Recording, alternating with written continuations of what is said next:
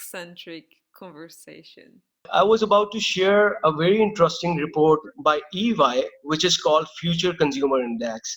So, this is a survey which they have conducted across UK, Europe, and American region, and they have interviewed around 5,000 people, and they try to find out the different consumer segments and how they are behaving during these COVID and how they will be behaving after COVID times.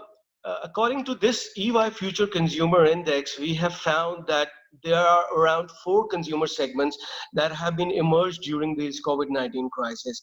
Number one are the people who are mostly behaving in terms of saving and stockpiling. They are around 35% of the total consumer base, and they are not so much concerned about the pandemic but worried about their families. They are normally the people who are mostly married and having families. They are quite pessimistic about the long term effects of this pandemic, and so that's why they are mostly saving health and grocery items. So second of the portion, which you can see in this purple zone, are the customers who are around 25% of the total customer base, and they are the ones who have been hardest hit by the pandemic.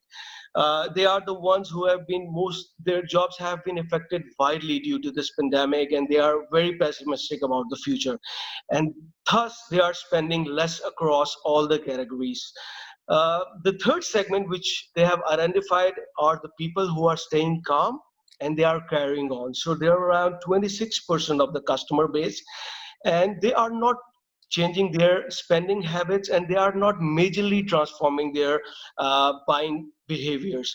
So they are the people who are not directly impacted by the pandemic, but they are worried that others people are stockpiling, and thus that is the least concern to them.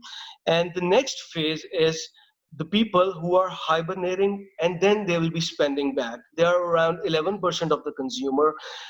They are mostly the younger generations, the millennial, and they are very much concerned about the pandemic. They think that they are optimistic about the future, and once the situation will be normal, they'll be again spending back with a massive. Centric Conversation.